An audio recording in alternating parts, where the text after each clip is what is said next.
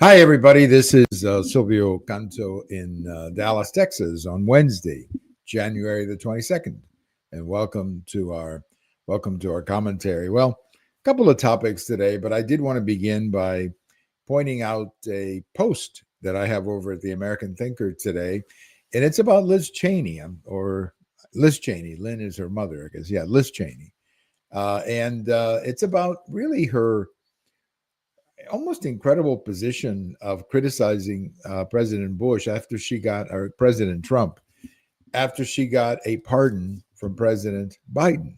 I mean, you would think that that Miss Cheney would just kind of go away and let this thing kind of pass. She obviously did not win politically. She was defeated in Wyoming, and her efforts to help Kamala Harris, I think, backfired. She's done herself a great deal of harm politically. So you would think that after getting a pardon from President Biden for the J6 committee, everybody in the J6 committee got a pardon, which is pretty crazy. But anyway, everybody got a pardon for what? I don't know. What crime did they commit? I don't know. I guess something, because they got a pardon. So anyway, but she's now attacking President Trump, saying that the committee didn't, that everything they did is right there. Okay, look, I'm not going to get into that debate, but I think politically she's over. She's dead. She's not switching to the Democrat Party, because the Democrat Party is not going to take her.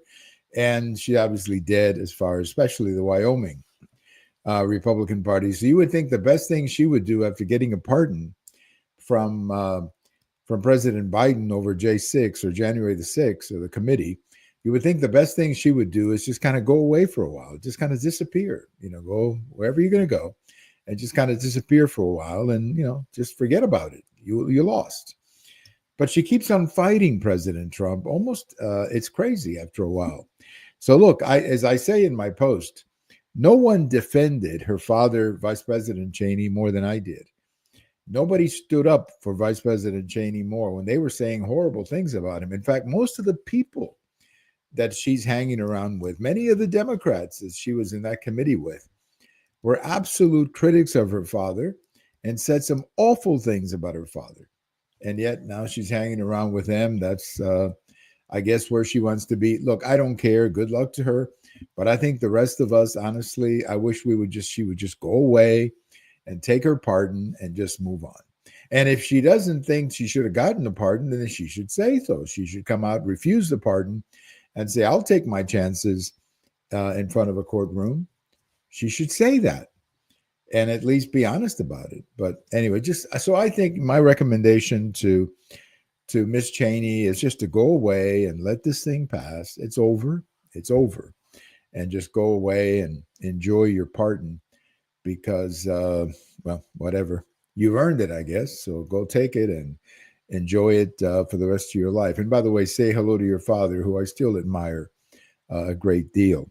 Let's talk a little bit about this almost Trump earthquake that we've had here for the last 48 hours. I've never seen anything like it. I guess I remember Reagan hit the ground running in the first 100 days, that kind of thing, but nothing like this. Nothing like this. All these executive orders, these press conferences. Trump is clearly on top of the job, and he wants you to know that. And I think that he's sending a message. He's sending a very clear-cut message that he's in charge, that there's a new boss in town, and that things are going to be different.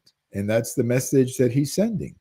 Things are going to be different. We're going to do things differently when it comes to the border, when it comes to this, when it comes to trade. When it comes to relations with other countries, we're going to do things differently. Now, time will tell, and that's all we can say honestly right now. Time will tell whether this approach is going to work. I think it will. I think it will, because I think, as I've said many times during the campaign, that Trump's position on the issues was popular. The reason he didn't win a Reagan-type landslide, meaning winning by 15 or 20 points, is because there are still many people who don't like Trump. Many people who voted, they may not have voted at all. They just don't like Trump. They didn't like Biden, or they were not happy with Biden or Kamala Harris, but they didn't like Trump. And I think that's the reason why the difference in the popular vote was only a couple million, I think it could have been 5, 10 million votes if Trump was more liked by the American people. Now, the good news for Trump is that right now he's got good approval ratings, and the public seems to want to give him a chance to succeed.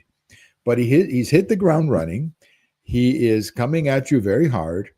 I think this is going to continue, by the way, for a little bit.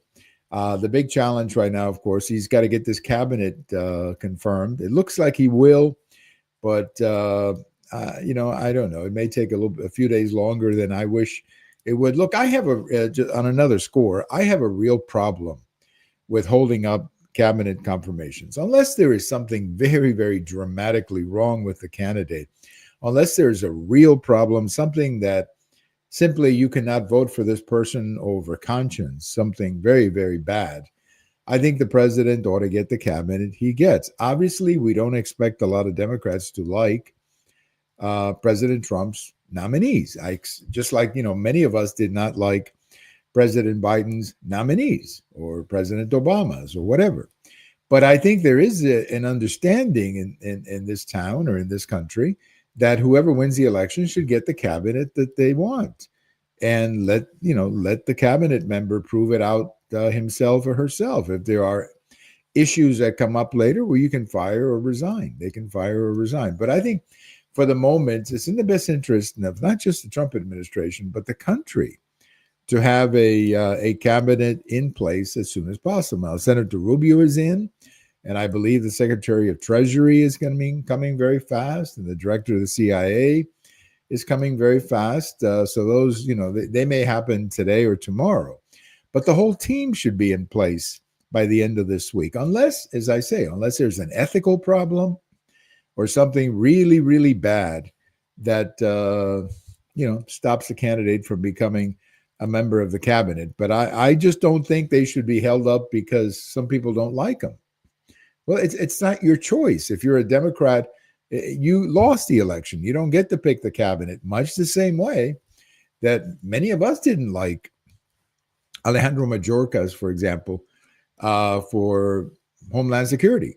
Many of us didn't like Merrick Garland or for Attorney General, but, he won the election. He gets to pick an Attorney General. He gets to pick a Homeland Security Director. That's what happens. So whoever wins gets to pick the candidates. And right now, I think the Democrats are playing a few games. They want to hold them up a little bit just to show that they can stand up to Trump. I wouldn't do that if I were them, because Trump has good ratings right now. He's got approval ratings right now, much better than they do. So if I was the Democrats, I wouldn't get into this debate right now, because they're going to lose badly. Give him the cabinet. Just let him have it. And you'll have plenty of time to argue later on with the members of the cabinet, or if one of them turns out to be a problem, okay, they can resign. You can impeach them if you want to. But for the time being, just give him the cabinet. I think it's good for him. It's good for the country to have an administration that takes over and puts people in place and starts, fulfilling their agenda. So if you lost the election, let him pick the candidate. If you won the election, let's do whatever it takes to get everybody in place. And we can always worry about politics later. There's plenty of time for politics later.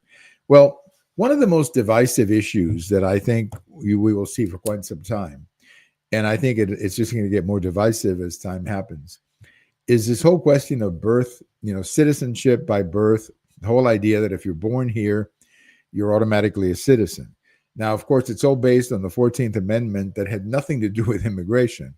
The 14th Amendment, as I'm sure you know from your history, was about the black slaves who had to be given citizenship. So they determined if you were born here, that was your citizenship. And that was because back then you had to do something to give legal status to the slaves, and particularly the slaves who didn't have any legal status back then. So you had to give it to them through citizenship in the United States. The situation today is completely different, of course. We're not talking about slavery. We're talking about people who come to the country and in many cases come in illegally and have a baby. And immediately that baby is assumed to be a citizen, and therefore Not only is he a citizen, but he qualifies for all the rights of citizenship. And on top of that, he gets to sponsor his family or members of his family to the United States. I think the problem is that it's gotten out of control. The whole thing has just gotten out of control. And it's become, sadly, a business. It's become something that people are doing on purpose just to get the kid over here or to get the young woman over here to have the baby. And I think something has to be done about this. Something has to be done about this. It's going to be a difficult call for the Supreme Court, one way or the other. But we do know that the Supreme Court has never really answered the question in the past in the context of what we're living through right now. There was a case of a Chinese person many years ago, and there was another one that I read about, but nothing like what's going on right now, where you have really a business going on and you have people literally coming over here to have a baby so that they can become citizens of the United States. I think that's not what the intent of in fact, I know it's not what the intent of the 14th Amendment was. And I think we need to define exactly what what the levels of citizenship are and residency and so on. And the Supreme Court's going to have to do that, I guess, because there are already states suing the Trump administration, which means the Trump administration will answer back by appealing it if they lose. And then there'll be another appeal. And pretty much it'll end up in the Supreme Court. Now, whether it gets up to the Supreme Court before June 2026, I don't know. Probably the year after that, 27. But it's going to go to the Supreme Court. I really believe that. And frankly, it should go to the Supreme Court so that we've got some parameters of what exactly the issue is. Maybe you can protect the baby and have limited residency for the parents. Okay, something like that, maybe. But this idea that you automatically get citizenship because you were born here, I think that's a little bit extreme. And also, it's not based on the 14th Amendment for those people who keep bringing up the 14th Amendment. So anyway, it's going to be a very difficult and contentious issue. It's going to get very sensitive. It's going to get very dramatic. And we'll see. We'll see. My gut feeling today, just a gut feeling, is that I think the Supreme Court will conclude that you shouldn't get immediate or automatic citizenship for being born here. That's what I think they're going to conclude.